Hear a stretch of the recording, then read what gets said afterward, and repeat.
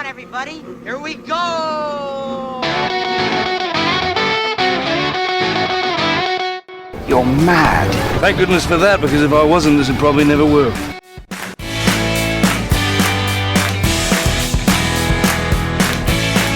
No offense, but I don't play well with others. Big man in a suit of armor. Take that away. What are you?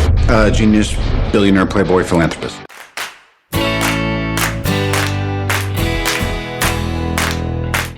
You stuck-up, half-witted, scruffy-looking nerf herder.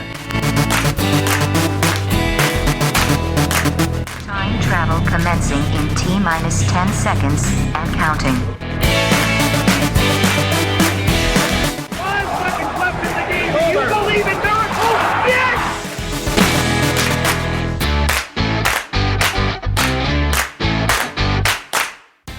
Welcome to Season 2 of the Disney Guys Uncensored, where we explore a lot more than just Disney. This is episode 101, recorded on February 22nd, 2021. We're your hosts, Drew, Bub, Tim, and Jordana. On tonight's episode, we present the Battle of the Lands. So buckle up, because tonight we answer the age-old question: which theme park designs are better lands, Walt Disney World or Universal Studios? However, folks, before we get started tonight, we'd like to thank our newest official sponsor, Wish Upon Magic, an Etsy experience specializing in stickers, keychains, Mickey ears, handmade home goods, where a portion of every purchase goes to Make-A-Wish Foundation to help spread the magic. If you mention the Disney Guys Uncensored in the notes section before checkout, you will get a magical freebie. Wish Upon a Magic is the place for all your fluffy, handmade item needs. Give them a follow on Instagram at wishuponmagic, Etsy, and their website, www.wishuponmagic.com, where you can find magical new selections every week. Also, we would love to give a quick thanks to our supporters over at Patreon, including our newest supporter, Patrick Costello, the winner of Season 2 survey. Thank you so much for joining Patreon. He has been a listener since day one. We really appreciate it. And for you guys to be like Pat, please head over to our Patreon page at www.patreon.com/the Disney Guys Uncensored for more information. Woo! Now, guys, I hope you really enjoyed that music. That is our new intro. We really had fun putting that together. All four of us collaborated. Punky is what it's called. That is the music, the beat. It's an absolute fun, upbeat song. And it's been a busy week.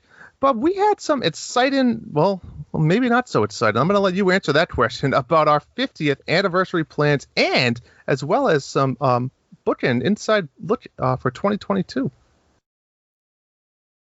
Yeah, I mean, the reservation window opened up through 2022, which seems extremely early to me. Jordana, correct me if I'm wrong, this is months earlier than normal. Yeah, so the reason they did it was because usually you could do room-only bookings 499 days in advance, but they weren't allowing for that, so they were waiting until the 499 days was until June, and then they just opened up packages for the first half of the year, which, I mean, was pretty cool. Gives you a little bit more time to plan. If anybody understood any of that, God bless you. It's the world of Disney that we do business in. Here I am. Also, Tim, very exciting news for you, I guess, was the fact that they extended the Park Pass system through January 2023. I guess that's implying that the system will be in place for pretty much all of the 50th anniversary.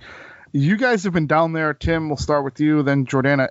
Do you guys think this is going to work if things open up and they get higher capacities? Is this system going to work that's in place? I think so. I think the system's good. Josh tomorrow called it out.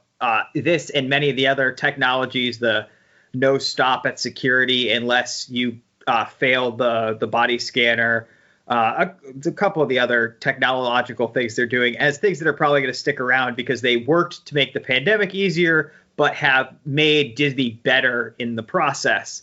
And what this lets Disney do is make staffing decisions more accurately, let them load balance crowds better, and really get a better handle on what park's going to be busy. And remember, we still have that Genie app coming. So this is really going to feed data for that to just really tighten up the whole experience and hopefully get back to that Disney that everybody reminisces for with the Disney difference and that level of service by giving them a more accurate estimation of what the day is going to be like at a park. We are starting out season 2 greatly, folks, with 499-day windows and 2,000-day windows on planning your vacations, because we give you only the hardest hitting stuff here at the Disney Guys Uncensored. Jordana, the 50th starts October 1st, 2021. We got major announcements this week, and by major, I mean not at all. We did get an announcement, though, that we will be getting new uplighting if we're wedding planning.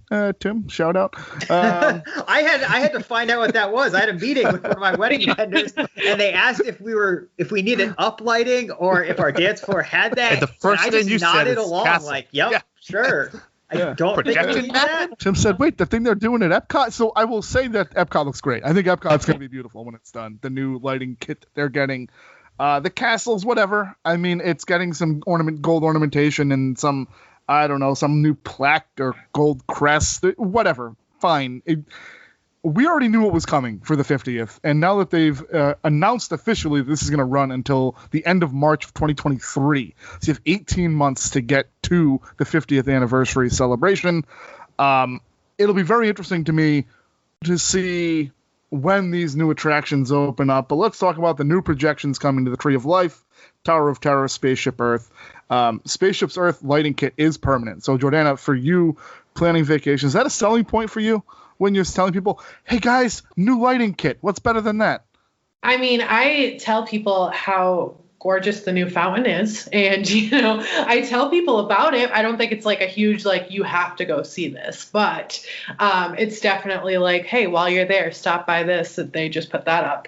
But I know I know, Jordan, go talk about it. I know what you want to talk about. Your favorite thing from this announcement. Oh, the outfits, the costumes. Oh my God, they're so cute. I love the colors. I'm always very Hold that thought. I got a good friend that wants to interrupt you on that color selection. Tim, what color are we calling this year? Oh, that color that everybody knows the name of, iridescence. Capital E, capital A, capital R. So, Jordan, is it iridescent or is it the gold shoes that you like specifically? That's the gold shoes. No. That's weird. Okay, so Tim, explain to the people the magical color scheme that is iridescent. I guess it's like a purple that is like color changes to rainbow. I don't know. I just think having to say iridescent for the next 2 years is going to be annoying as heck. Yes. It already is. I think we should put a ban on the word on the podcast. Like the quarter jar, like the swear jar. Yeah, right. You can sure expect that there'll be all sorts of mugs, Loungefly bags, spirit jerseys, everything you can imagine in that color. Mini ears, yes, mini ears. Hey, I'm a sucker for a good mug. You know me. Right. So the $1 million question I have: will there be iridescent Crocs? Yes. Yes, absolutely. They're doing it for all the colors now. I'm buying them. Jordan is in. Crocs are my new favorite thing. New? I feel like they're not new anymore.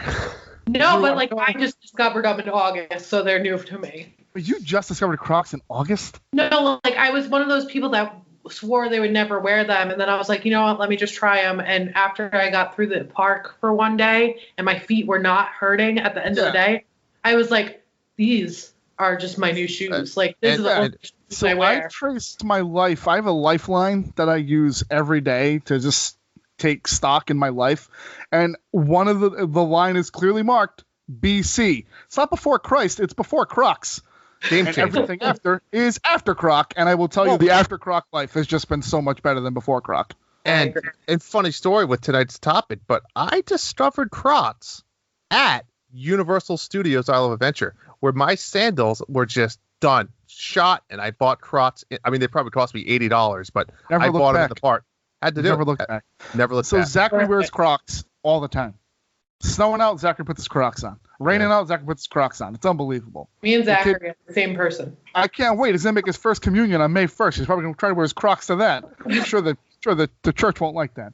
Oh, Anyway, what a roller coaster sidetrack there. But that was good I got to stuff. be honest. Anytime we can talk about Crocs is a good time, in my opinion.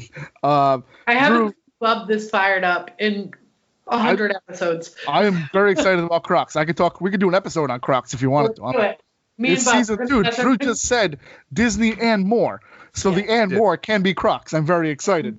Disney and Crocs. So, Drew, let's go around the horn real quick. Let's pick a favorite overlay coming. What do you think? What's going to be your favorite based on the concept art, as it were? Pass. Okay, Tim. Castle. Jordana. Epcot. Yeah, it's clearly the Tower of Terror. The Tower of Terror. The Tower of Terror is going to look awesome though, because it's going to look like the Hollywood Tower Hotel. They're going to do it up in there. It's going to look awesome. I think the Tower of Terror is going to look so awesome as like the non-broken down version of itself. It's going to be great. Yeah. Listen, I mean, half of the times I don't even make it to the park when it's still dark out with the kids. I mean, we've only really, we're morning people. You are morning people, so you might enjoy the castle more because that doesn't seem to be uplighting. Right. It seems to be ornaments. That's fair. All right. So tonight we're very excited. I'm excited. It's a concept that I don't know that we came up with originally. I think it's that age-old question that we've always asked ourselves: who designs lands better? Is it Universal Studios? Is it Walt Disney World? To fully appreciate this concept, you have to understand. I think there's very hard comps for some of these lands. I think you'll see that in some of these games. We actually have a 7-game series in the spirit of like the World Series or any sports league final. We're going to have a definitive winner at the end of this because only 3 of us are voting per round, and there's 7 rounds. So it's all odd numbers. The math works out brilliantly, and we didn't even need to see a spreadsheet. That's a shame. That's a shame. Missed opportunity. Yes. To fully appreciate it, the premise is fairly straightforward. We're going to take into account theming of the land, shopping areas of the land, dining areas of the land, and the attractions. This isn't necessarily going to be a breakdown of attractions. It's more of a how does an attraction fit into its land. For instance, Space Mountain in the original Tomorrowland made a ton of sense. Everything in Tomorrowland made sense when it first opened. Nothing in Tomorrowland makes sense now. So Tomorrowland's not on the list. That's why I used it as an example of what we're doing tonight. I would like to ask any listeners that disagree or are interested or think we missed a land, let us know in the Ohana if, in fact, we screwed something up, if there was a land that we may have missed when we pulled these together. And I think, guys, it's pretty simple. I will take the first one to kind of show you guys how we're going to do it. And you guys will all vote to me via the private Discord channel. So this is all kind of very, I guess, above board. It doesn't require an identification, Tim. I'm sorry. I just couldn't get that done in this amount of time. But I promise you we are not using voting machines tonight, folks. We are just using cell phones, which might change the world one day. So let's get into it, guys. Game 1 of this World Series of land building between Universal and Walt Disney World is New York and Universal Studios and Echo Lake at Disney Hollywood Studios. So I'll give you a rundown. New York Street and Universal Studios isn't a huge piece of land. It does have Revenge of the Mummy, which I think we all agree is a pretty solid roller coaster.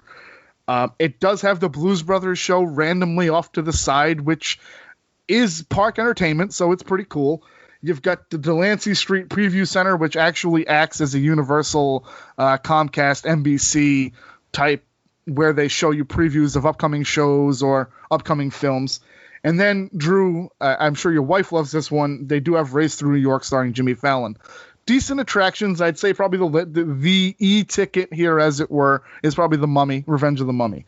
Then they do have some solid restaurants, but again, I want you guys to keep in mind on how this plays with the land of the area. You have Finnegan's Bar and Grill, which is kind of like an Irish pub type thing. You got Louis' Italian Restaurant, which makes a ton of sense being based in New York. Then you have a Starbucks, a Ben & Jerry's, and an Auntie Anne's Pretzels. So all good food. but really, in my opinion, only 2 themed restaurants to the land itself. I guess you could argue Starbucks, but Starbucks did start in Seattle, so it necessarily isn't a New York thing, as it were. The shopping's pretty good here. It's the Film Vault, the Tonight Shop, which obviously the Tonight Shop is themed after the Tonight Show. The Park Plaza Holiday Shop, which is a 365 Christmas store, which is actually really well done. Rosie's Irish Shop, which is obviously towards the Irish side of the area near Finnegan's, and then Sahara Traders. How that fits in, I don't know. But ultimately, I think New York does a really decent job of capturing the city that never sleeps. It doesn't seem dirty, but even the theming at Revenge of the Mummy is in like the Museum of Antiquities, so it's in like a museum setting, which are plentiful in New York. It does a really nice job. If this was a New York versus New York Street at Hollywood Studios, I don't think it's even close. But let's take a look, because Echo Lake is probably the least defined land that we have tonight, but there's a lot going on in it. So you have Star Tours, The Adventure Continues. For the first time in forever, the Frozen Sing-Along. You have the Mickey Shorts Theater, which, okay, fine. I've never actually, I know it's off after the Mickey and Minnie's Runaway Railway, but technically speaking, the theater isn't included in Echo Lake area. And then the Indiana Jones Epic Stunt Spectacular. This is probably the oldest style Hollywood Studios land that Hollywood Studios still has. This is a production facility. That's what this design is. This is a throwback to the original era of the park. You do have the Oasis Canteen for eating. You have the Dockside Diner, the 50s Primetime Cafe, Hollywood and Vine, and Dinosaur Gertie's Ice Cream of Extinction. I will tell you, themed dining, if we were grading these individually, you guys would be foolish to pick anything but Echo Lake for the food. And then shopping isn't great here. So this one, and I'll tell you guys, this was tough for me because I only included the Indiana Jones Adventure Outpost and the Tatooine Traders. Especially because you're walking on Hollywood Boulevard, there's a clear demarcation when you kind of get to Echo Lake. But some of those shops on Hollywood Boulevard, I guess technically are on the outskirts of Echo Lake, but for this exercise, I didn't feel like it was fair to New York to kind of have Echo Lake encompass Hollywood Boulevard as well. So that's the breakdown. Do you guys have any questions or comments about these 2 lands in particular here in Game 1? Well, I'm just going to give my 30-second analysis as I digest the vote in my head, thinking out loud. So it's funny when we talked about New York and living in New England and you know a bus ride as we've all done in some part of our life to New York City itself.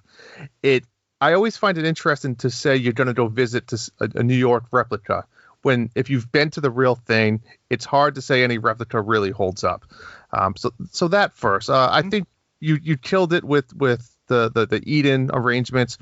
Echo Lake is a weird place. It almost reminds me of like a Mario level where it's kind of all over the place, right? Yeah.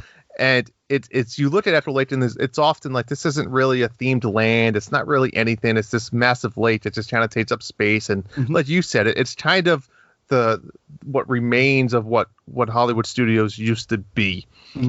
It does have some really, Indiana Jones shows. It has Star Tours. And then, of course, back to New York, Revenge of the Mummy is one of my favorite rides, probably top 5 amusement park rides in the world. So it's really a tough one to weigh out. I honestly want to say you started off with probably the most difficult decision on the board as far as quality goes for each of them. So I think I have my answer, and I'm going to lock it in. Well, Drew, that was the longest 30 seconds of my life, just so you know. You promised me 30 seconds, and that was like 3 minutes. But no, 65. No, but Drew, you made some valid points. So, Jordana, do you have anything you wanted to say about these 2 lands? So the only thing that I would like to not argue, but kind of disagree with what you said about Starbucks, I think that it almost perfectly fits here. The only thing that would be better is if they would put a Dunkin' Donuts in there. Because So I just meant in terms of like New York coffee. No, because Starbucks is technically from Seattle. Right. So what do you want, like a coffee cart or like a bodega where you can get short Greek cup of coffee? So what I'm saying is, in terms of, it's fine that Starbucks is there, does it fit New York City, or is there something more authentic we could have gotten out of the Starbucks? If you go to Starbucks on Main Street, it is themed to Main Street. This is just the Starbucks, which I realize is in the real New York. Right. But at the end of the day, does it fit the theme of the land correctly? And that's ultimately what tonight is about. Coffee thing, and obviously Starbucks being a bigger brand, it just made sense there. But that's the only thing I have to say. I think New York, when you're walking down and you see all the buildings and everything, and actually while I was there this January, hashtag the panda from Jimmy Fallon, is that the name? Yeah, hashtag he was waving from the windows. It was kind of cool. So I just think that land is just amazing, but I also really love Echo Lake and everything that it has there. I think Echo Lake is the most esoteric of the lands that we have on this list, to be honest with you. It was very difficult to find another land that wasn't, Adventureland or Frontierland to add there. So, Tim, for you, you're probably the closest we have to New Yorker on this show. I have lived in New York twice in my life. Right. 2 different times. So for you, I think this almost hits home because you don't have to go far to go to New York. Yeah. I mean, as somebody, this one is hard for me because kind of similar to what Drew said, but somebody who's lived in New York for a significant portion of their life, goes to New York pretty often. Fake New Yorks are extra fake feeling no matter how well done they are. So I might be coming into this with a little bit of bias, and I really love some of the stuff in Echo Lake. Even more than face value. Huge Star Tours guy, huge Indiana Jones epic stunt spectacular guy. So it's a hard choice for me. All right, I just want you guys to know Drew has voted, and he sent me the best GIF ever of what he's great. Fantastic. I appreciate that, Drew. Thank you. So let's see, Jordana, you're the last one. Lock in your vote, and we will go on to game number 2. I'm in. You are in. All right, I am going to turn it over now to, if this first game was a throwaway game in game 1, we had to rest our pitchers in game 1, game 2, the aces are out, folks. Tim, let's go, baby. Yep, so we're going right into the Cadillacs of immersive themed lands at these 2 theme park juggernauts. That's right, folks. It's the Wizarding World of Harry Potter, both halves, versus Star Wars Galaxy's Edge. So we'll lead off with Potter. Wizarding World is made up of the Hogsmeade section, which consists of now Hagrid's Magical Creatures Motorbike Adventure, which is a family coaster with slow parts and animatronics. When it first opened, it was the longest wait consistently in all of Orlando. We have Harry Potter and the Forbidden Journey, which is that Kuka arm ride that Universal holds a pretty airtight set of patents on it that prevents any other park from having a ride anything like that. And then it's got the little kids coaster, or I guess it's a kid coaster called Flight of the Hippogriff, which is just your basic kids coaster. And then as far as dining, it has the quick service, 3 broomsticks, and Hogshead is a table service, correct, Jordana? Yeah. Yeah. And both of those serve British pub-inspired food. For shopping, we have Honeydukes, Ollivanders, Dervis and Banges. I'm really bad with the Harry Potter pronunciation.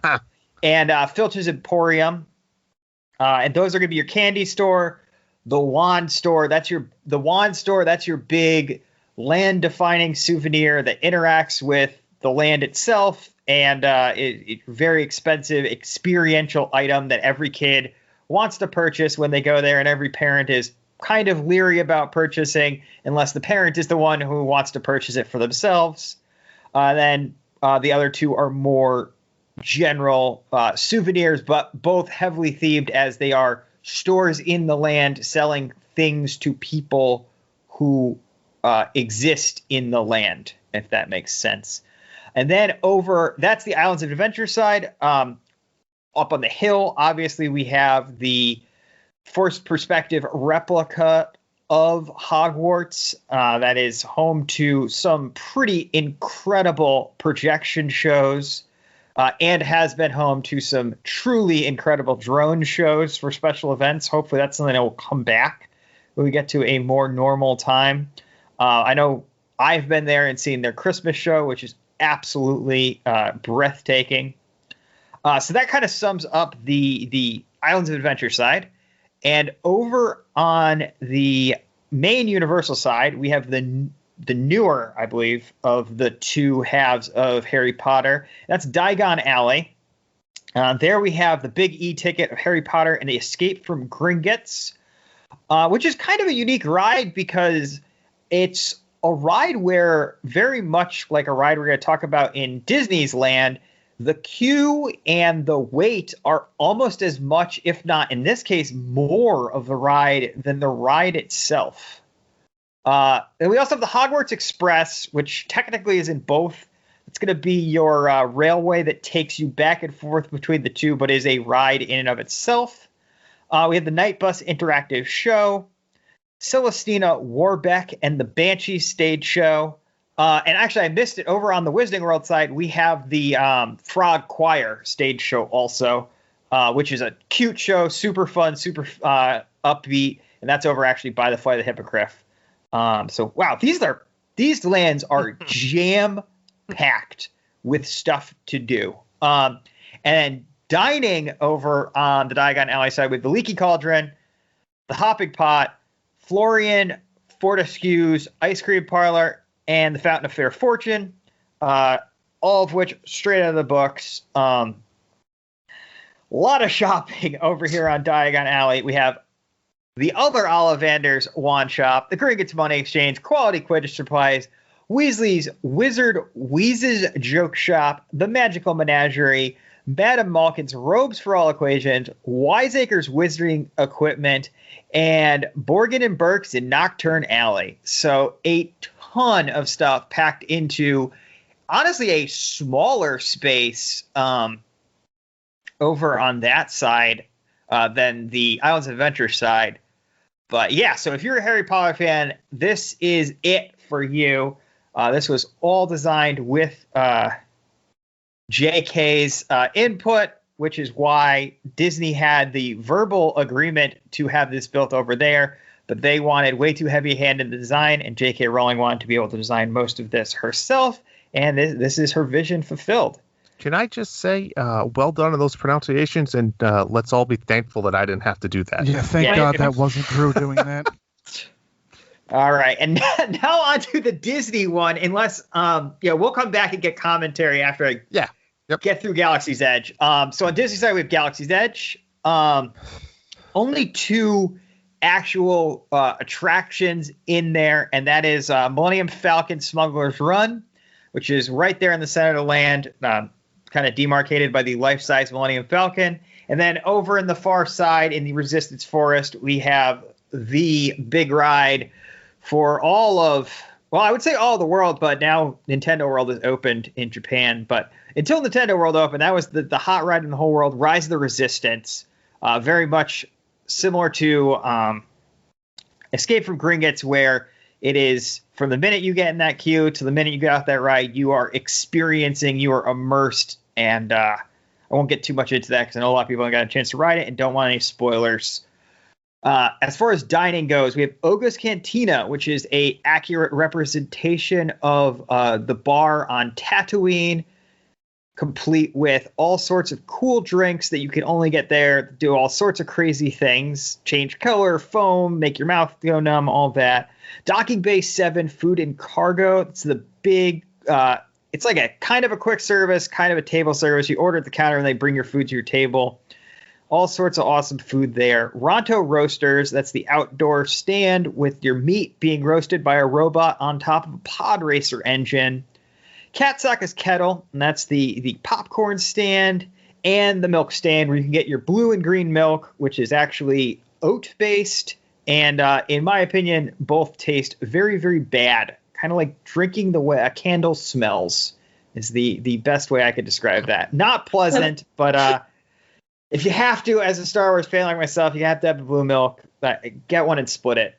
because you're going to be Tim, disappointed. dare I say, blue milk versus butterbeer. Oh, butterbeer heavily. And somehow, butterbeer, just had to I did compare not 'em. talk about.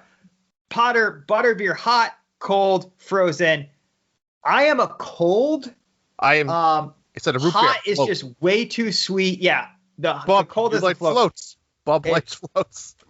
Yeah, I'm a float guy. I do like a good float. I'm a float guy, which is apparently very rare in this world. But I'm a float guy. Who doesn't love a good float? Yeah, we all float too. We all float too. All right. So milk stand, blue milk, green milk. And now for shopping and Star Wars Galaxy Edge. A lot of shopping. Savi's Workshop. This is your big experiential thing, your wand store equivalent, but even a step above. You're kind of spirited into a back alley where you say you want to buy some scrap metal since you're in a First Order controlled area. You're going to get a full, pretty ceremonial experience with cast members who are actors in like a little secret room where you're going to build and ignite your lightsaber and become a Jedi for the first time. That is a crazy experience. I haven't got it done myself. It is booked up constantly. You have to book that way in advance. Same with Oga's Cantina, actually. Good luck. Talk to your travel agent, Jordana Izzo at travelmation.com, and she will do her best to get you hooked up with those experiences for your Disney trip. Then we have Doc Ondar's Den of Antiquities. This is like a high-end store that sells all sorts of relics, the Jedi and Sith, replica lightsabers from the movies, holocrons, kyber crystals, all that sort of stuff. Big thing here, though, is there is a full-size animatronic of Doc Ondar who talks to you in his language and is kind of overseeing everything going on in that shop. Real impressive to see. Then we got the Droid Depot. This is where you can build your astromech, either a BB unit or an R2 or R5 unit. Not to mention a bunch of pre-made droids, cool droid-inspired merchandise there. Another big experience. And the droid you make, you carry around the park in your little backpack, and it will interact with some cool stuff in Galaxy's Edge for you.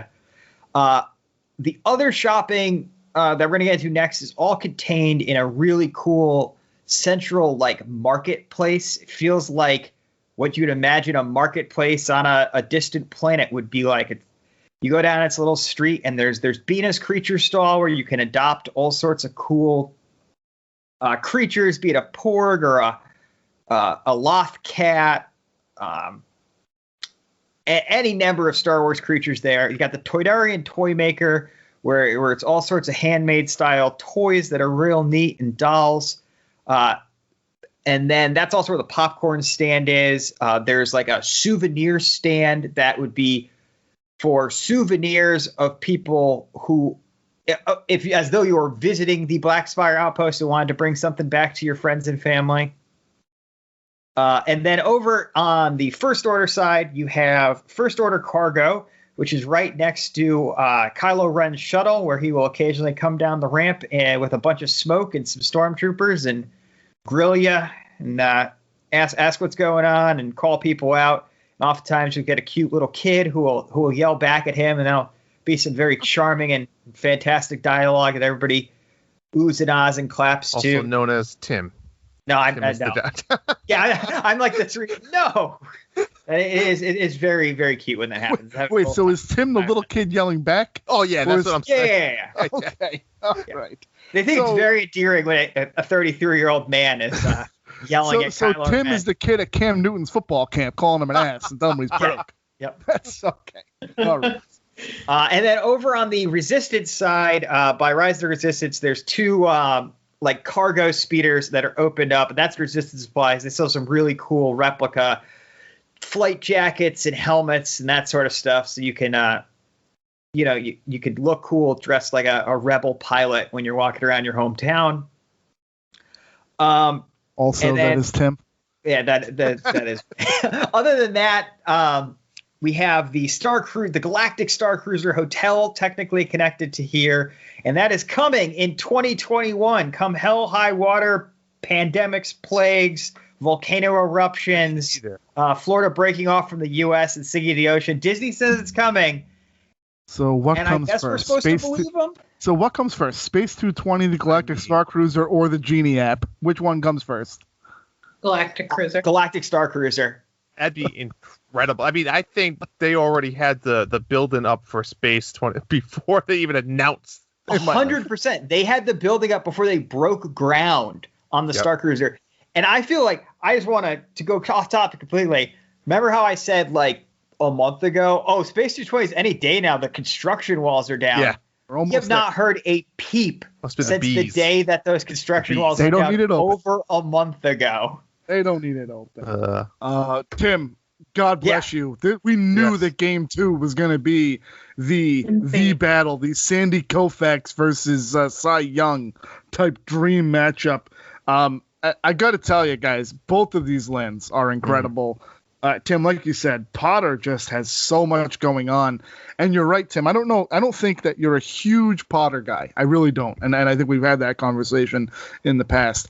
But I feel like Potter, very similar to Galaxy's Edge, brings you into that universe better than anything I've ever seen. Both lands here do that better than it's incredible. Yeah. You're going to enter the entire sound design of the theme park is going to change to sound that immerses you into the land you're in. You're going to believe you are a student at Hogwarts or a Jedi or a Sith when you're at these places. So it's really incredible.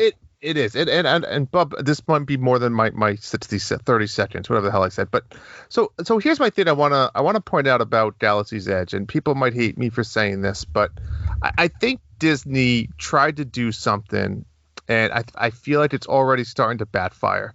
I think when Disney said we're going to make Galaxy's Edge in this own universe of Star Wars, where we're going to be on Batuu, which we've never seen in a movie, and we're going to have this. It's going to be canon, and it's going to be unique, where it's not going to affect any timelines. I think that is genius for those words. That's a Star Wars nerd.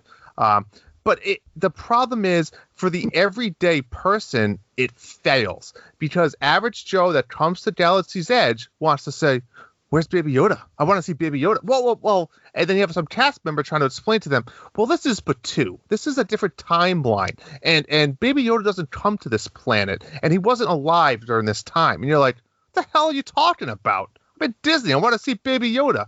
So I commend the effort there, but I think it's confusing for the average Joe person. I agree for the Star Wars swords. It's amazing. It's amazing.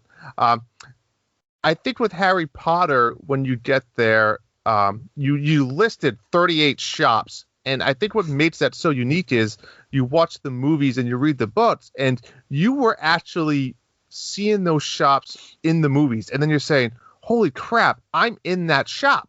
I'm Harry Potter in Ollivander's picking up my wand. And to your point, you look at, the wand experience versus creating a lightsaber. I agree. Both of them are absolutely amazing.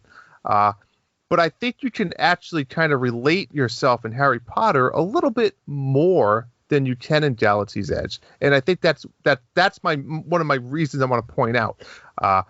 But however, I would say they do have two Ollivanders. They have one on each side. Brilliant on their part. But and like you said too, one of the big things that I absolutely love of Harry Potter, and I'll get to the Galaxy's Edge portion of it in a second, is you talked about the Hogwarts Express, where people who don't know, it pretty much is a ride/train that bridges the two parts together. But like you said, Tim, that's a ride in itself, where the train has LCD screens, where it looks like you're actually moving and you see the outside. And I think that's where we're getting with this new Star Cruiser, right? We're going to talk about the shuttle service that takes you from your Star Cruiser to Galaxy's Edge. The only other problem with that is that's going to be an experience that not everyone gets to take part in, right? Because of the cost. I'm not trying to say Galaxy's Edge isn't by far an amazing part. They knocked it out of the ballpark. However, I do think they need to start changing a little bit and adjusting to the success of The Mandalorian, the new Star Wars stuff coming out. So they already have. Correct. And I know they have a little bit. But that's they have some photo pass experiences where they do the magic shot that adds Mando and the baby. Same. But it's because of what you said. They've really locked themselves into this land is a canon part of Star Wars, and that canon part of Star Wars exacts at this exact year between these exact months.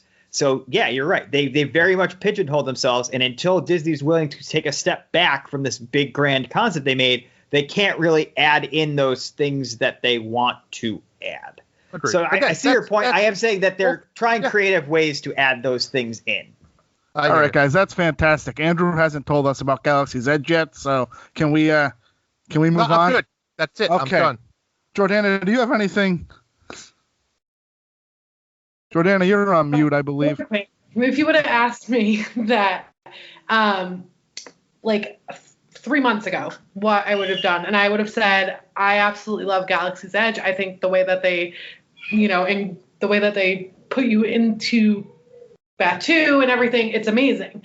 But I just experienced the Wizardly World of Harry Potter in January, and they do an amazing job with you, like, kind of moving from one land to Harry Potter World. So I think that I just really liked that experience a lot.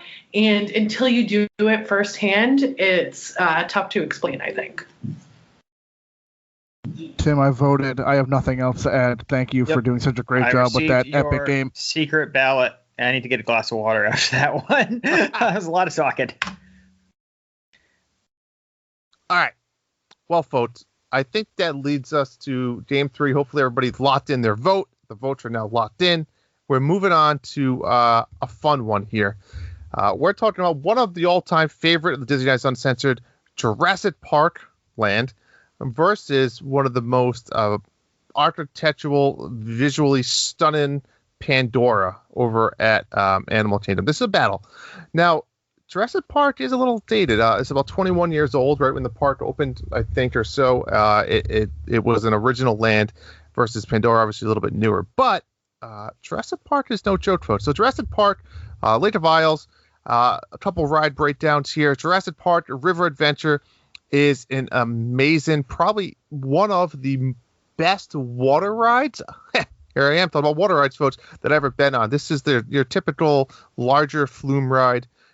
Fantastic river adventure on there.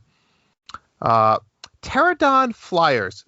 What a shame. This is actually one of the best attractions in the land. However, you can't go on it, folks, because this is a kind of a children's ride due to some weight restrictions.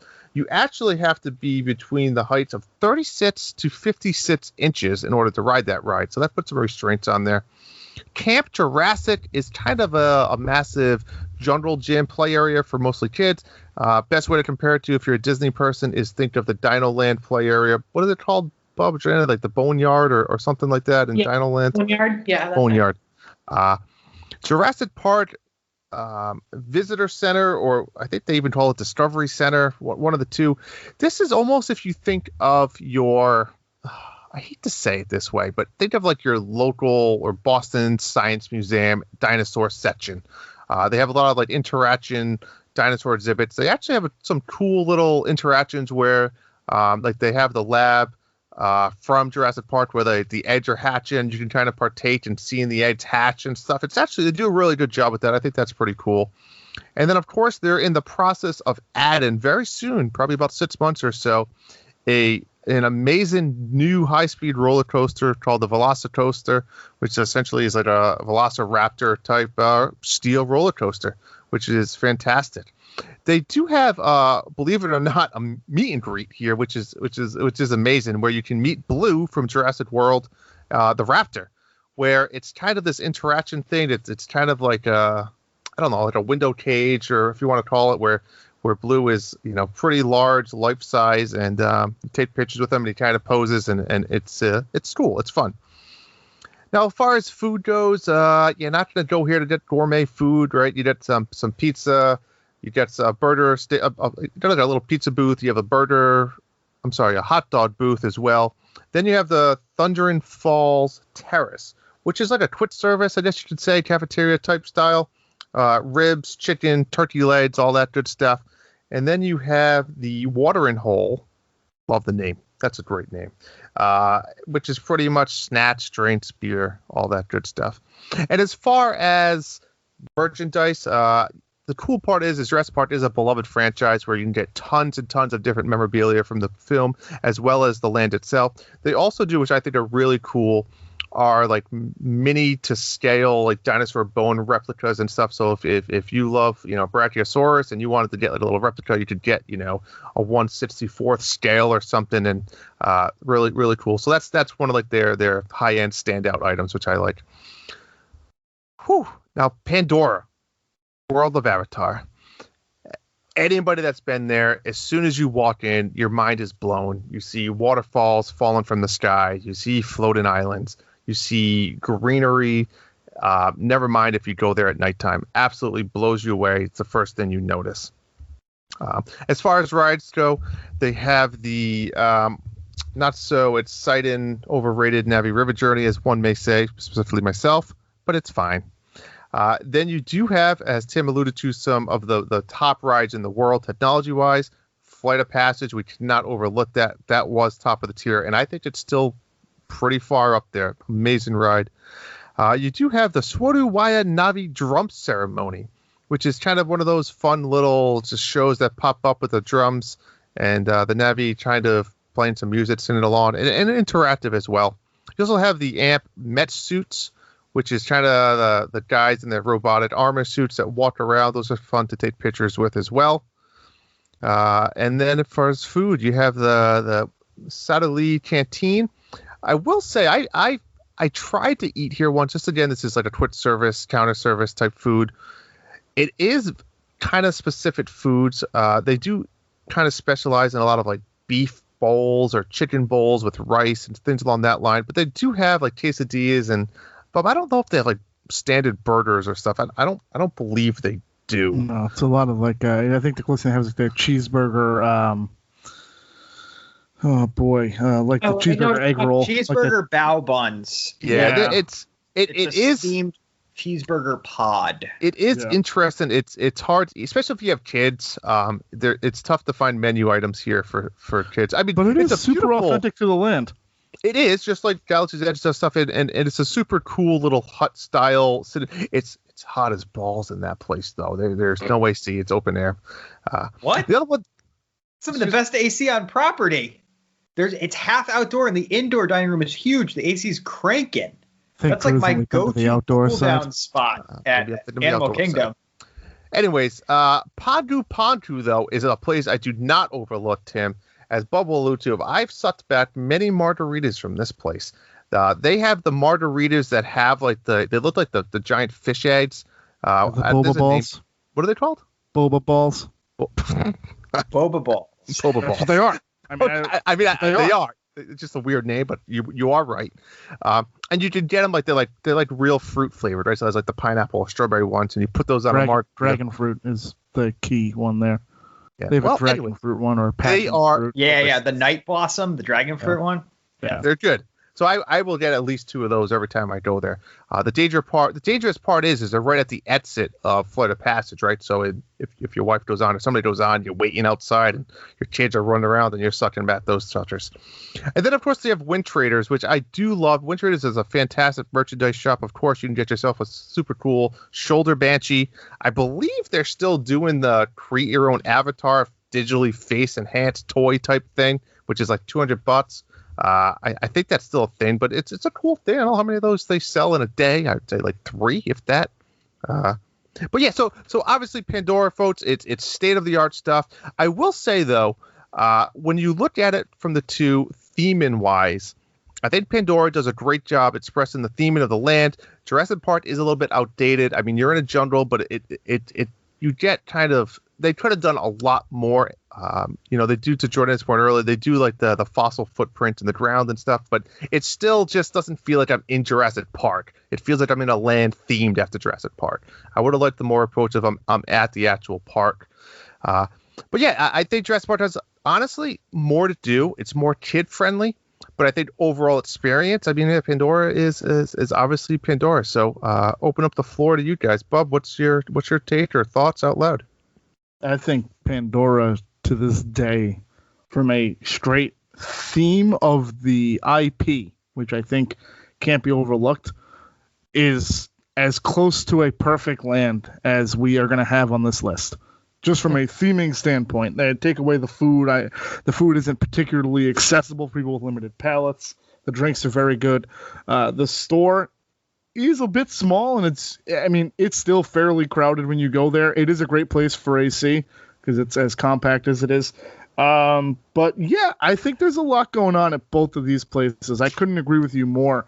I feel like if Jurassic Park had been made within the last 5 years, similar to Pandora, it would be entirely different for us. But Jurassic Park does show its age, in my opinion. It does. I completely disagree with you that it's one of the best water rides ever made.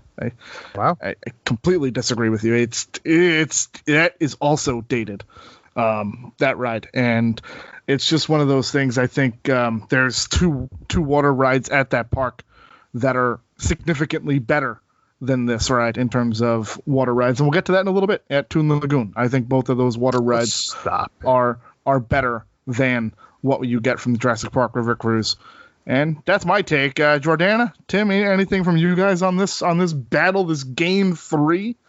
I mean, Pandora at night is just incredible. Yeah, how could we forget that, Jordana? Incredible.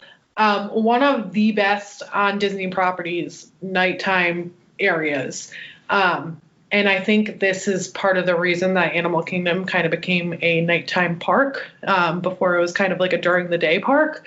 But Jurassic Park area with that Velociraptor coaster, I saw them doing test runs in January, and that looks like so much fun. And then I will just say, like, the area, the noises you hear, you do feel like you have like the steam coming out of the bushes and stuff. So I definitely think it brings you into that area too. Absolutely. Tim? So I'll just say, I think the food at Centulia's Cantina is great, but I have a more adventurous palate than some people on this cast, Bub. Fact. Well, let the record show that I have never heard anyone say a bad thing about the food there. It's just, if you have a limited palate, it may not be as accessible as some of like Jurassic Bites or like the Pizza Predatoria. You know what I'm saying? But no, Tim, in all actuality, food for food, I would probably give the edge to Pandora from what I hear. Yes, that is a true statement. And then other than that, I got to knock Jurassic Park, not only for being a little bit dated, but on the West Coast, they got a tiki bar called Isla New Bar at their Jurassic Park, and we didn't. And that's a travesty because tiki bars are great.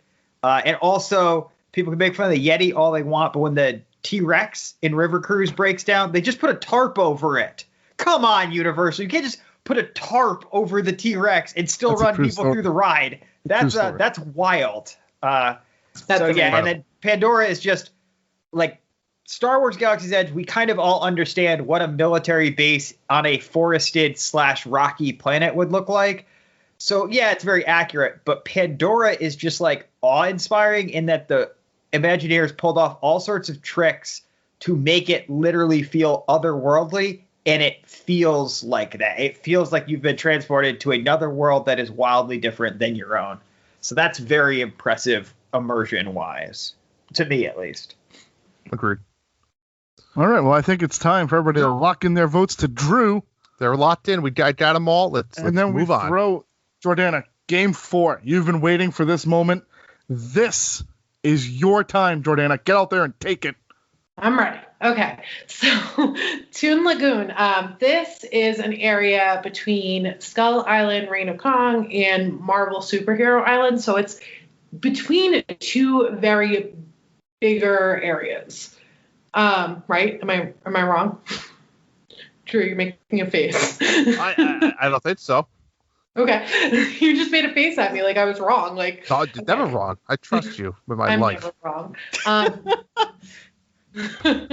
So here they have the it's kind of like Popeye themed, but so it's the me ship, the Olive. You got Popeye and Bluto's Bill Rat barges. Thank you. And I should have helped you with some of the things. Yeah, the Harry Potter ones, I would have welcomed that. I was going to do just as bad, so it probably wouldn't be welcomed. And And then Dudley Do Right's Ripsaw Falls, which is a really fun ride. It's kind of... Some would say better than Splash Mountain. I've heard that. I've heard that said. It's actually, I didn't experience it, but, well, I haven't experienced it in a while, but my friend just went on it, and she, like, it was probably like 50 degrees out. It was way too cold to go on one of those, but she was soaked. So it's a lot of fun overall. For food, we got the Comic Strip Cafe, which is kind of like a quick service. Kathy's Ice Cream, Blondie's Home of the Dagwood, and Wimpy's. I haven't experienced any of them. I don't really have anything to say about the Rest menu. assured, they are very comic strip accurate. They are fantastic. They seem, they're kind of like toned down. I don't know. They're very basic meals from what I've seen, which is exactly what Bub likes. And then,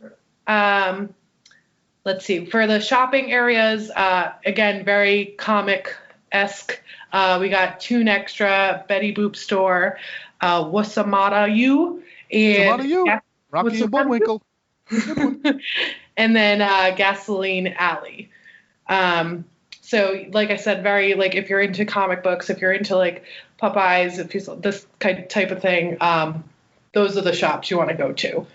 Over in Disney World, we're going to Magic Kingdom. We're going to go to Storybook Circus. So here for rides, we have Dumbo the Flying Elephant, the Barnstormer, Fantasy / Storybook Train Depot, which is currently down. And then we also have the Splash Pad, Casey Jr. Splash Pad, which is also currently down, but a lot of fun if you have toddlers. For food, Big Top Treats, also down right now, but some of the best treats you get, like with the Rice Krispie treats and amazing stuff. Storybook Hot Dog Cart. I mean, come on. Obviously the best. I have a question on the Storybook Hot Dog, the Storybook Hot Dog Cart. Has anyone on the show ever seen it open? It's off to the side near Pete Silly's Sideshow. I've never seen it open. I have once. Good for you. Once. That's very rare. A couple years ago, it was like August. So I've never seen it open ever, but it's there. It exists. It is there. Yep. And then, very circus-esque. We have the popcorn cart and also the pretzel cart. So it's a lot of snacking. There's no sit down. There's no real quick service besides the hot dog cart that's never open. And then you have for the shopping areas, Big Top Souvenirs and Pete's Silly Sludge. So I open up the floor. What do you guys think? Drew?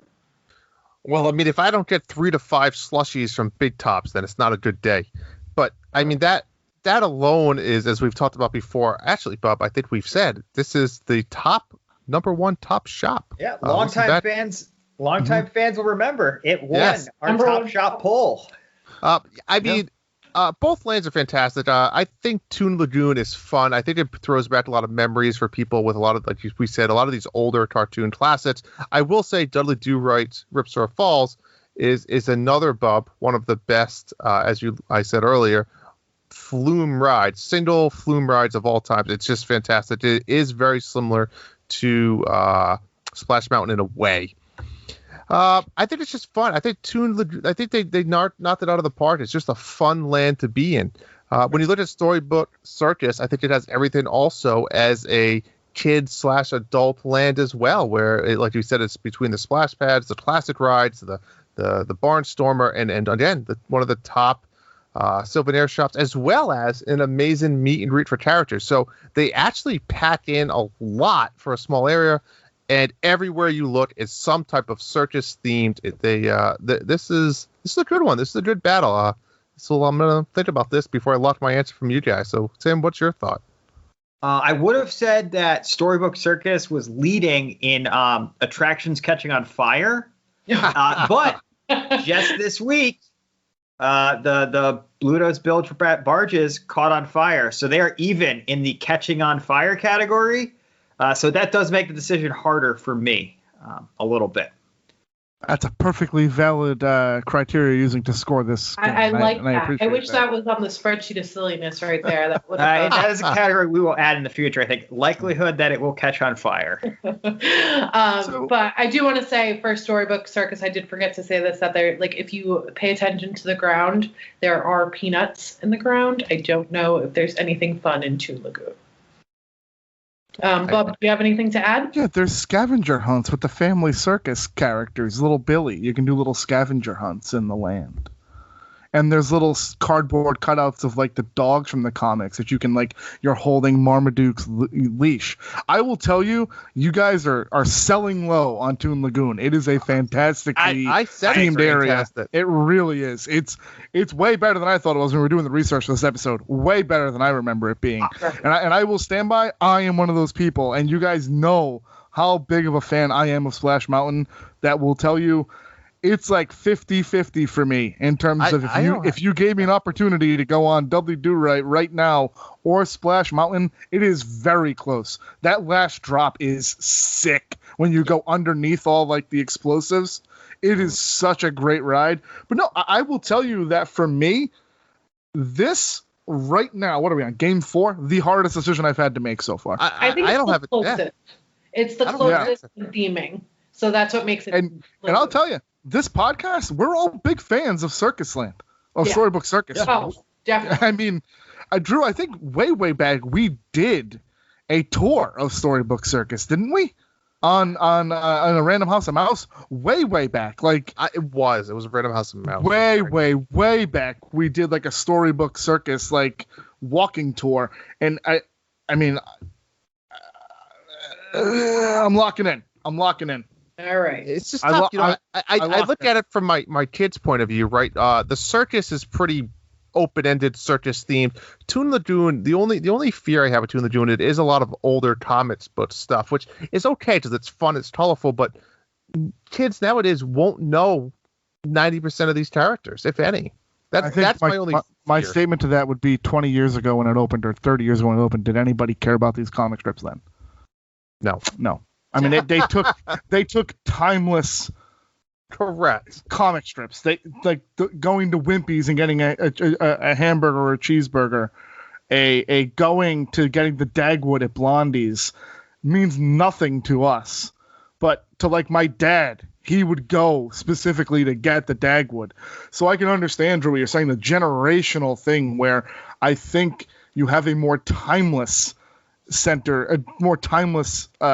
property in Storybook Circus, because it's Dumbo, but is it also because it's specific to Dumbo, and Dumbo is probably more popular than any of the comic strips that are represented in Toon Lagoon.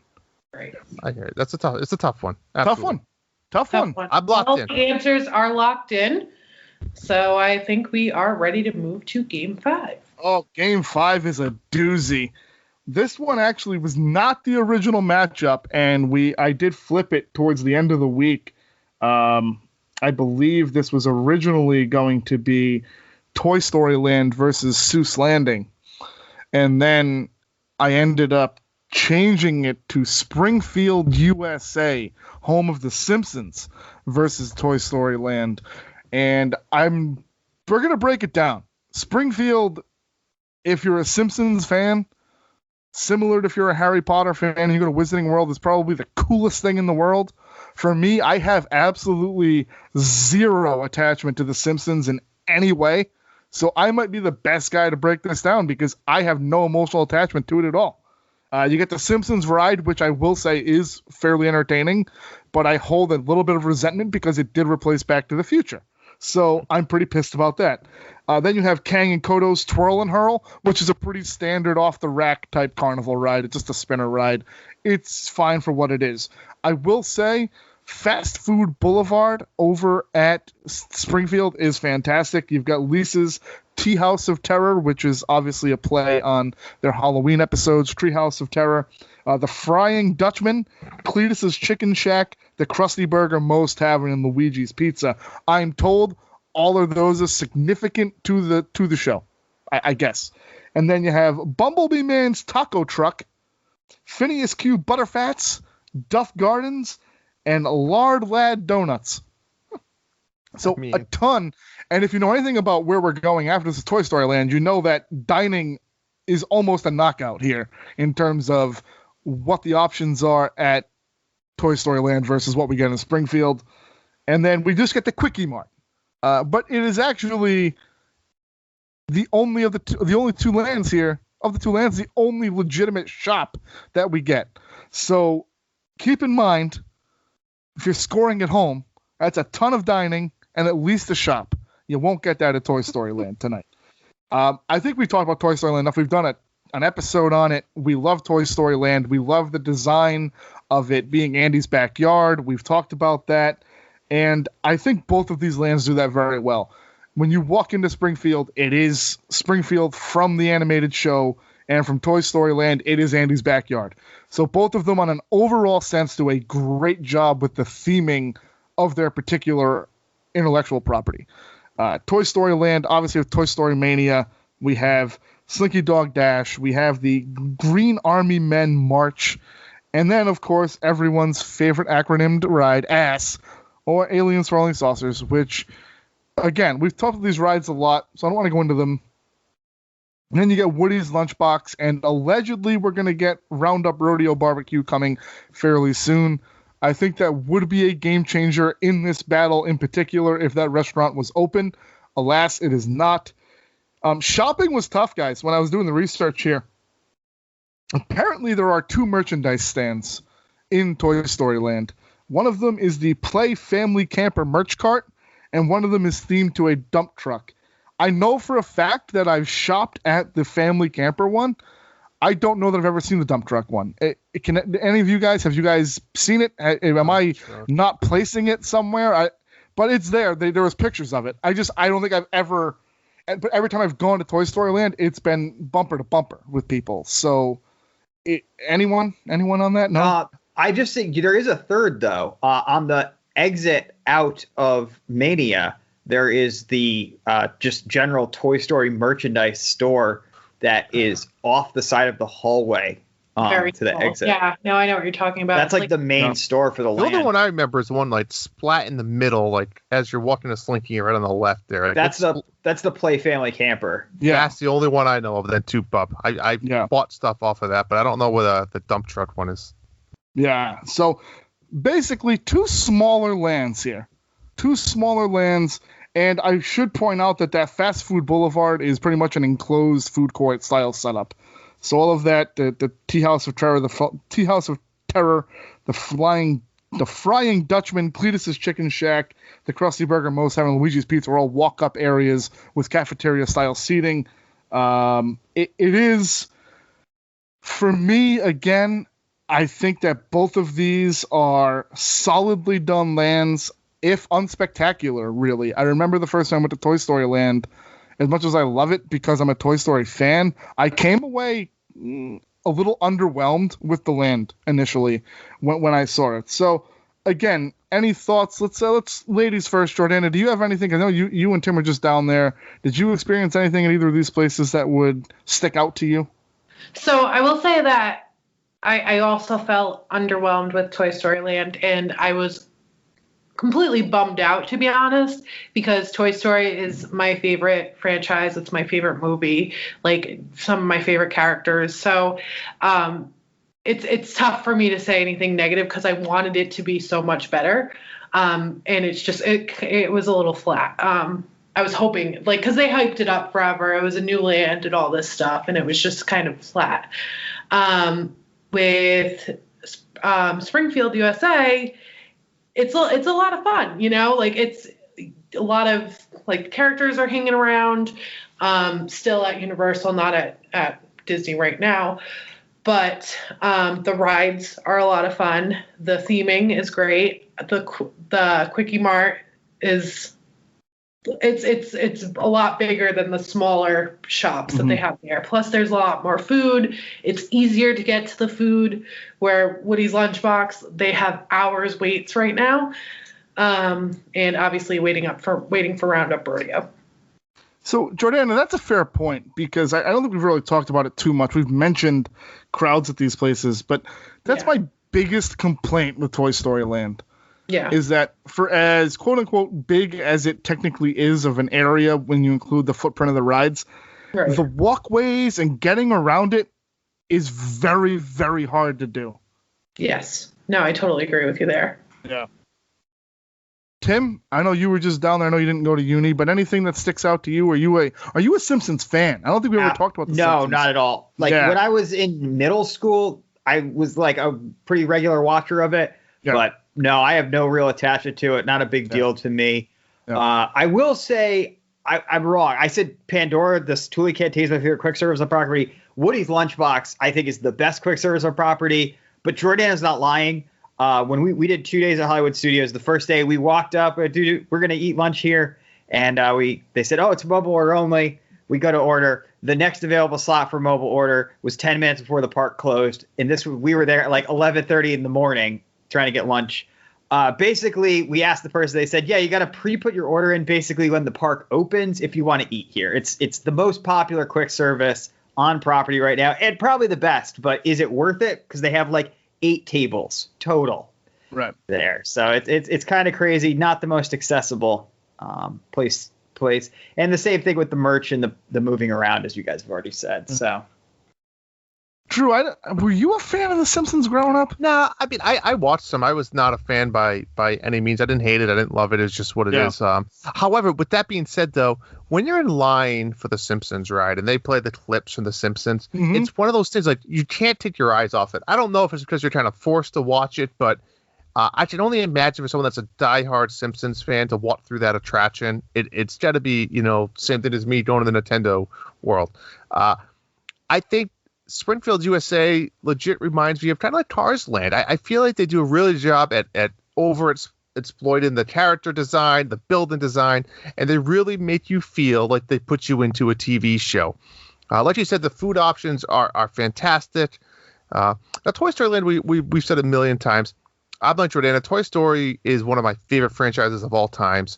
I think the 3 attractions that they have are perfect. It's a little bit of everything for any type of person that you like the thrills, you like kind of the more relaxed, you like the interactive.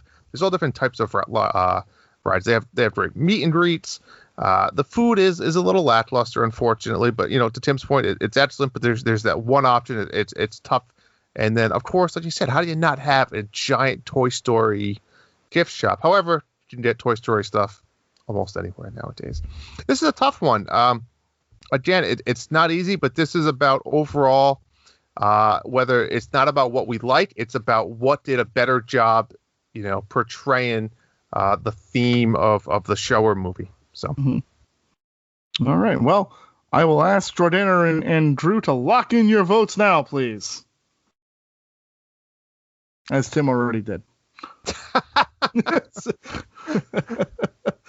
All right. The votes are in. We are headed to a star-spangled awesome Game 6. Tim, you lucky son of a bitch. You went from the 2 marquee lands to 2 lands that could be Disney properties, Tim. Yeah. So this is hard. Because you got to do this on face value, not what could have been, what should be, whatever your opinion. I have Marvel Superhero Island versus Sunset Boulevard at Hollywood Studios. So we'll start off, as we have, with the Universal Land. Marvel Superhero Island. And right off the bat, I'll say this is very much because of the way the licensing is based on the comic book version of Marvel Superheroes as they were at the moment those contracts were signed. This is not about the MCU. This is not about what they are now. This is about them as comic book characters from the late 90s. So what you have there for attractions, you got the Incredible Hulk coaster, which has been redone in the last, I want to say 5 years, 10 years. Oh, no, see, that was within like 2 years. Like that came back on. Yeah, that only came online maybe a year and a half, 2 years ago. It just came back online. One of the most bizarre redos, because usually when a roller coaster gets redone, it's smoother, and somehow it's rougher and less enjoyable. It seems to be the overall opinion. So that's interesting, but great roller coaster, great roller coaster. The e-ticket for the land, one of the most incredible rides at any theme park right now, still holds up to this day. Amazing Adventures of Spider-Man. And then you have a really off-the-shelf Entenmann Drop Tower, Doctor Doom's Freefall, an off-the-shelf teacup ride, Storm Force Accelerator, and a Spider-Man meet and greet, along with some of the other Marvel characters on a rotating basis. As far as dining goes, you have Cafe 4, a Fantastic Four themed sit-down restaurant that serves really generic American style Italian food. And then you have the Captain America Diner, which is a quick service that's Avengers themed that also just serves incredibly generic burgers and fries. Nothing themed there, just Sounds the like a most place for Bubs to basic get some burgers, chicken tenders, hot dogs. Oh no, this place sucks even for me. Like it's like eating this desk that I'm sitting at. It's a punchline. So dining, I will say, even at the time this was done, is somewhat disappointing. Shopping, you have the Spider-Man shop, which is at the exit of the Spider-Man ride, the Marvel Alternaverse shop, the comic book shop, which is literally what it says. It is a comic book store in Universal Studios. And then the most themed shop of anything we'll talk about, the Oakley store. That's right, folks. An unthemed Oakley sunglasses store on Drew Marvel wears Superhero Oakleys, Island. so I'm an Oakley fan. I'm an Oakley guy as well. I'm not sure I'd wear one, buy one here at this situation. Weird, because it's not like the Ray-Bans where you only can technically get them in the Disney parks, the Mickey Ray-Bans. These are it's a regular Oakley store in the middle of Marvel Superhero Island. Yeah. On the Disney side, we have Sunset Boulevard, which is that back area of Hollywood Studios, home to some of the most iconic rides and entertainment in all of theme parks. We have the Tower of Terror, the Rock and Roller Coaster, Beauty and the Beast live on a stage, Lightning McQueen's Racing Academy is a new addition, and the Hollywood Bowl with Phantasmic, the Nighttime Spectacular. As far as food goes, we had that little outdoor food court stand area, Fairfax Fair, Hollywood Scoops, Star and Rolls Cafe, Sunset Ranch Market, and then you got the fruit stand and the stand that sells like the couple different cocktails and non-alcoholic drinks. Bunch of shopping here. We have Beverly Sunset, Sweet Spells, Legends, Once Upon a Time, Rock and Roll Gear, Rock Around the Shop, Sunset Club Couture, Sunset Ranch, and the Tower Hotel Gifts. Those are a mixture of, you got a high-end purse and bag store, you got the Pixar store, and then some general Disney pins and apparel type store. And Tower Hotel Gifts is your one-stop shop for all things Twilight Zone, Tower of Terror, and also Nightmare Before Christmas merch up the wazoo. More and more, it seems like every time I go there in the last couple of years. Yes, tons of Nightmare Before Christmas. Whole walls of it now, Drew. Yeah, Whole walls of it. Like, I'd say it's been a while. Fully half of the store is Nightmare Before Christmas stuff. Yeah. Make note of that. Well, by all means, you should. So, yeah, I mean, this land, as far as theming goes, because just reading off the description, it's really hard to get an idea of what this is. I think this land actually does a fantastic job for theming. Yeah. You walk down that boulevard and you get that old Hollywood vibe. And then when you're at the end of that street, it looks like it's this grand hotel. And as you get closer, the decay and the rot and the neglect and spookiness of that hotel really kind of rubs in, especially as you continue up the path and you get to see the overgrown gardens and that absolutely fantastic queue that I think was pretty high up in the top 4 of our best queues ever. So I think this land does a really good job of capturing that old Hollywood glamour and even manages to kind of have the Lightning McQueen and the Rock and Roller Coaster segmented off to the side and still fit it in with the theming, but keep it over in its own area so it doesn't pollute the sight lines and the appeal of walking down this grand boulevard. Yeah, Tim, that's a fair point. I would say even if you took out Rock and Roller Coaster and Lightning McQueen's Racing Academy and closed off Sunset Boulevard right there with only Tower of Terror and a couple of shows. Sunset Boulevard it's so criminally underrated for design aesthetic. It is in that park, maybe outside of Galaxy's Edge, it's probably the most accurately designed land in the park. Yeah, no, I mean, I think it's an absolutely incredible land. It's, as I said, some of the best rides ever. Jordana, Drew, you guys have anything else to add about either of these? I mean, you guys said it all about Sunset Boulevard. Even you were talking about like the decay of Tower of Terror and like just like how it looks. Even if you notice like while you're walking towards it, even like the plants start kind of looking a little overgrown, stuff like that. So pay attention to those details definitely. And I mean with Marvel, it's it's good, but it's definitely like I feel like it's like lacking a little bit, but it shows everything. You know what? I'm getting a strong vibe on how everybody's voting, but we're gonna do something real quick. It's the Say Something Nice About Marvel Superhero Island challenge. We're gonna start with Bub first. Mm-hmm. Go. Yeah, one thing. Very two-dimensional. Okay, that's very okay. Jordana, go. Hulk's a fun ride. The Hulk Incredible. Okay, all right. Ride. Drew? Listen, I didn't get my piece yet, but I will say that Marvel does have some incredible rides, as equally does Sunset. But yeah, I think the problem with Marvel that we're all neglecting is really what you said, Tim. Is people aren't familiar with this Marvel that we know as today, right? And I think that's tough for people to really do. It's very Six Flagsy. I notice Six Flags and I see Green Lantern and I see Flash, and that's fine. But people want to see Tony Stark. They want to see Thor. They want to see Hulk. They want to see these people. And for the reasons we've talked about, they can't do those things. And you guys nailed it with the food.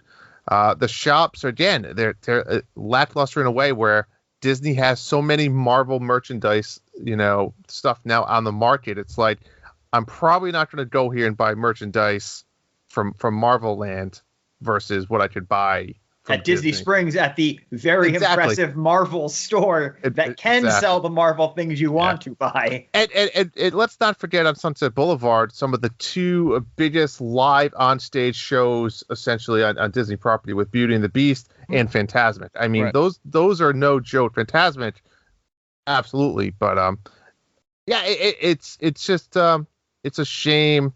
It's almost like, I think Universal, I hate to say it, needs to put the tail between their legs and just redo the land to something else. You hate to say that, but you lost this battle. You need to just give it in. If only they could just buy DC from Six Flags and make it a DC land. That'd be great. They can do a great job. That's all they need to do. But Six Flags and all of that. It's all Six Flags has, to be honest with you, is DC. So. Speaking of that, side note, I heard Six Flags will be opening this year. They announced it relatively recently, so more to come on that. I'm assuming maybe springtime, summertime, including the one in LA. They are boldly selling season passes to Six Flags Magic Mountain as we speak, which some officials at California's government think is a bold move, Cotton. Yes. Well, I locked in my answer to Tim with probably one of the best gifts I've ever seen on the internet. But, so I will say that so did Bub with the exact same GIF at the exact same time. I thought my Discord messed up. Best one ever. And then I I've been watching it. We can't stop. All right. Let's. Is Jordana locked in? Yeah. Okay, everybody's been locked in for a long time on this one. Let's move on to Game 7, folks, where we head into Seuss Landing versus Fantasyland. So let's start off over in Universal at Seuss Landing, where there's actually quite a few attractions here. We have one fish, two fish, red fish, blue fish, which is your typical Dumbo replica, but again, you're riding fish. You have High in the Sky Zeus Trolley Train Ride, which is actually a fun little ride. Think of the People Mover, but a little bit more themed. The cool thing about this is it actually has different stories that are being told, and you don't know, kind of like Rock and Roller Coaster. You don't know which story you're going to get when you get onto the trolley. I thought that's kind of a cool little unique twist there. You have the Carousel, which is the carousel themed with tons of Dr. Seuss characters, which is really cool. They have the movable heads, so I think around you can kind of move the heads, turn around and stuff. It's just another fun interaction. So he said removable heads, and I'm like, well, do they randomly take the heads off? They just pop off. The Cat in the Hat, I guess I would compare this to almost like Winnie the Pooh in a way. It's very colorful, very fun. Classic dark ride. Classic, yep, absolutely. Fantasyland style dark ride. Yep, great one. I ran the zoo. If I ran the zoo, I'm sorry. This is a very. It kind of reminds me a lot what they did with Super Nintendo World, where it's there's a lot of hands-on interaction stuff. For example, there's little riddles and rhymes that say like tickle my feet, and you see like little monster feet sticking out of the bush. You tickle the feet, and then you see the monster's head pop up. So it's a lot of hands-on stuff. I think there's like a splash pad built in there. This is definitely a kid-friendly area. Kind of what I'm thinking is going to be a little similar to like the Moana walkthrough that they're building over at Epcot. And then, the Stories You'll Hear is a show with all of the Dr. Seuss characters, right? With the Lorax, Thing 1, Thing 2, Dr. Seuss, Grinch. Now, Bob, you talked about Six Flags. This is, to me, like a typical Six Flags show where they're up on a stage. I don't even think this is a theater or a seat-in. I think you have to just stand and watch it. It's like I thought you were saying the land itself was Six Flags, and we were going to have fighting words there. No. The show isn't great. The show isn't great at all. No. I'm surprised they even do it. Maybe it's just another thing that you can add. Food, they have some great food options. They have the Circus Cafe. I've actually eaten at the Circus Cafe. It's stupendous, and it's fun. It's a typical. What do they got here? They have pizza, fried chicken. They actually have the previous trolley train ride we talked about goes through kind of like the ceiling. It's they do a good job at the big top circus, right, with acrobats in the air, and they do a really good display here. Green Eggs and Ham Cafe, which is really like a tater tot cafe, which is cool. They have different types. You can have green eggs on tater tots, which is disgusting. They have like pizza tots, buffalo tots. If you like tater tots, this is the place to go. But this food, I think, is a step up from what they have at Marvel Superhero Land. I feel like this food is a much better quality. It's a little bit more of a branch out, right? It's not just typical stuff. They try to make it a little bit more flavorful and change it up. I agree, Bob. And it's themed, unlike at Marvel Superhero Land, where they're like, this is the Iron Man cheeseburger. It's a cheeseburger. But even the circus pizza, it's not just cheese and pepperoni. They do have like other meatball or veggie. They have, which you don't see in a lot of theme parks. You really don't. Moose juice and goose juice. Say that 5 times fast. I think this is just alcoholic beverages, soda, different types of beverages. Hop on Pop ice cream shop, classic ice creams, ice cream bars, Dippin' Dots, pretty much any type of ice cream you can imagine. Included floats, Bob. Did you know? Delicious floats they got there. Oh, I know. I'm a huge fan of Seuss Landing. And then as far as the gift shops, they have Mulberry Street Store, Cat Hat and Things, all the books you could read, the Snooters and Snooters Sweet Candy Cookers, just all very theme-specific stuff to the different books are fantastic. Fantasyland, folks. We talked about Fantasyland and theming, and it's funny because it has changed multiple times over the years. It's merged, it's grown, it's shrunk, it's done tons of things. It's hard to say what is Fantasyland. What is the theme of Fantasyland? You really have a bunch of different themes built into it, but as far as attractions go, we got the 7D Mine Train, Peter Pan's Flight, It's a Small World, Many Adventures of Winnie the Pooh, Under the Sea Journey of Little Mermaid, Mad Tea Party, the Mickey's Fill of Magic, Prince Charming Regal Carousel, Princess Fairy Tale, and the Enchanted Tales with Belle, which is kind of a walk-through show attraction. Food, you have quite a solid list. You have Gaston's Tavern. You have Be Our Guest. Obviously, an amazing sit-down experience, I'd like to say. Cinderella's Royal Table, one of the hardest reservations, along with Be Our Guest, to get on all property. You have the Cheshire Cat Cafe. Where the hell is that one? Near the teacups. It's across. That's right. It's right by the teacups. Pinocchio's Village House. That's an all-time favorite, overlooking It's a Small World. Prince Edward's Village Market, Storybook Treats, that's another good one there, and Friar Nuts. So lots of eating options. Obviously, it's a very large land, probably the largest land that we've covered tonight, with lots of... Some would say it's like 3 lands in one. Maybe 5. Of course, you also have Bippity Boppity Boutique, an experience for all those young princesses out there, or princes.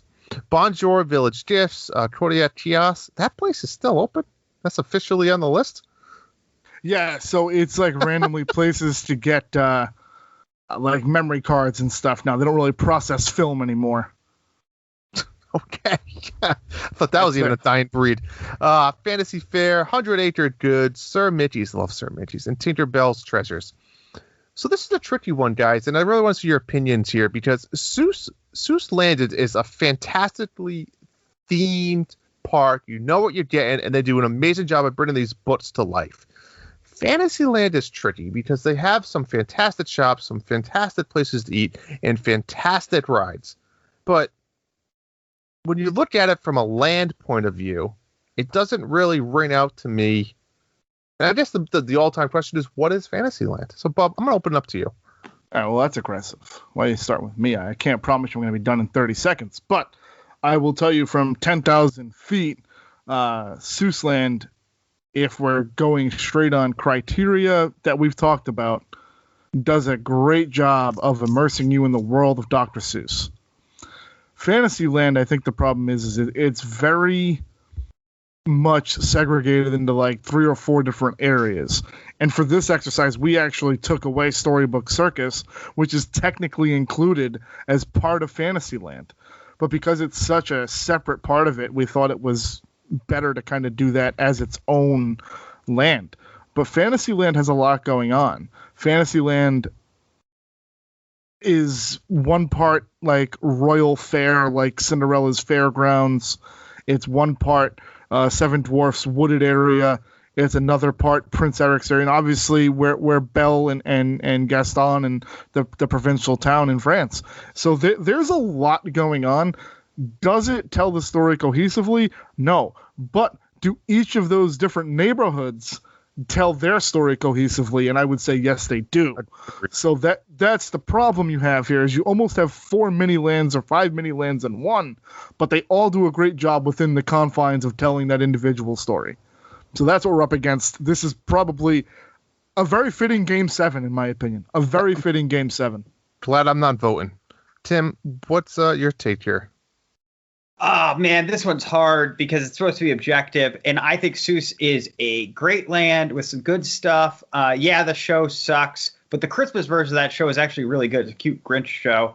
But Fantasyland is just so iconic, and there is so much to do and see and shop and eat and everything there. So this is a tough one for me. I think I know which way I'm going, but yeah, it definitely is a tough one.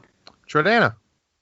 There's just so much that comes to Fantasyland. There's like, it's definitely not one of the lands that's lacking. With that being said, Dr. Seuss is one of my favorite humans, authors, whatever the case may be. I think that he's brilliant. Whatever, everything that he did. That, yes, Bob, go ahead. Of all the people you know, he is the most human. That's something I would say. Orders? I said, I don't know. Yes, I guess so. So, yeah, no, I think that it's just what he did and what it became is, it's amazing. So, with that being said, I don't know. It's a tough matchup. It's, I don't know. I like it. Bottom of the 9th, your closer's on the hill facing the 3-hole hitter. Chance to win the game. I mean, that's Game 7. This is a very fitting Game 7. Yeah. Not knowing the scores of the other games. So I would say this is a great way for us to kind of wrap up a 7-game series of the Battle of the Lands. Yes, well, I will say Tim and Bob are locked in. Jordana, I need your answer. What is it going to be? That was very cryptic of you.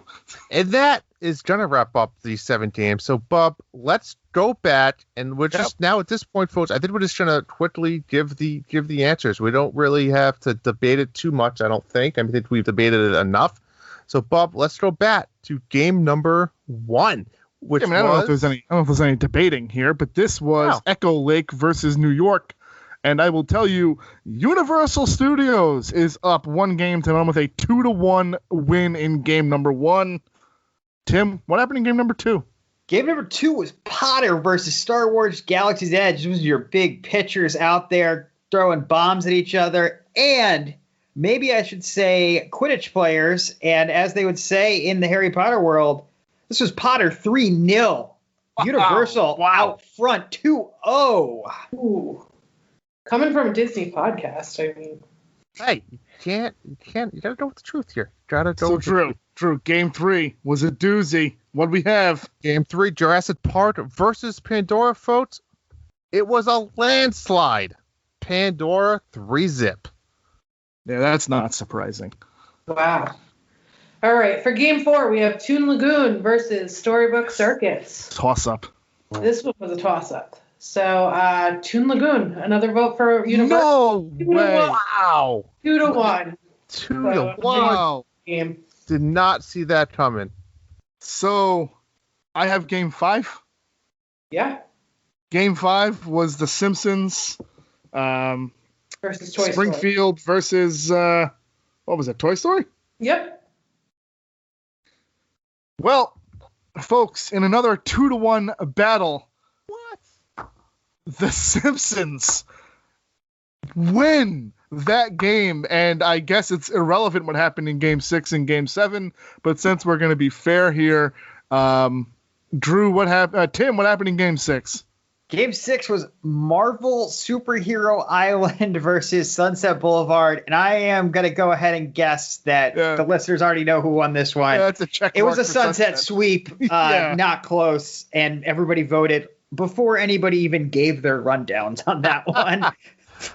And wrapping up in Game 7, of course, Dr. Seuss Land versus Fantasyland. This was not a clean sweep, but Fantasyland takes the over 2-1 vote there, which puts, if you've been keeping track, folks, Universal Studios of Orlando, Florida, as the winner of the Battle of the Lands with a 4-3 victory over Walt Disney World. I did not see that coming. Wow. All right, let's go around the horn. Drew, thoughts on a 4-3 Universal win? You know, I knew it was going to be close. I truly did. Universal Studios does a fantastic job at bringing stories to life, whether it's through books or films or whatever it is. They truly, truly do. I think we obviously pitched the matchups the way they are. We could have shuffled them around, maybe with different results. I honestly thought it was going to be more of like a 4-3 win for Disney. But hey, that's what it is. That's what I might. But I think the idea here was that we had lands that kind of matched up with one another. It wouldn't have made sense to put Harry Potter against Toy Story Land, or to put Galaxy's Edge versus Jurassic Park. It would. I mean, what's the fun in that?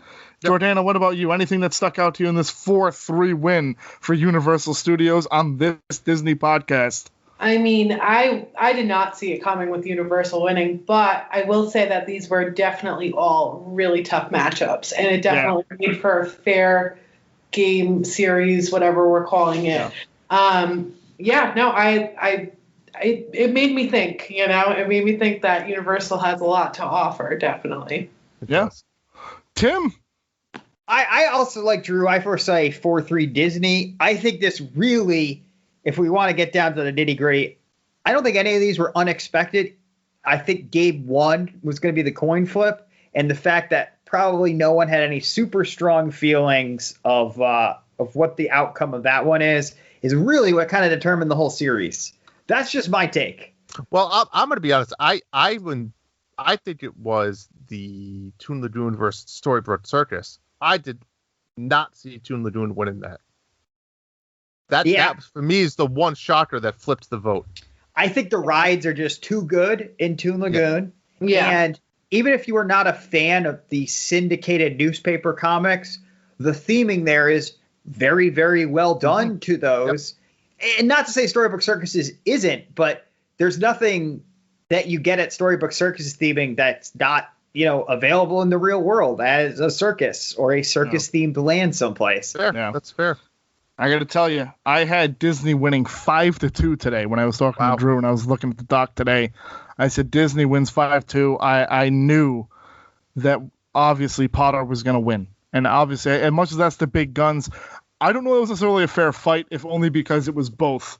If it was one of the Harry Potter lands versus Galaxy's Edge, maybe that goes differently.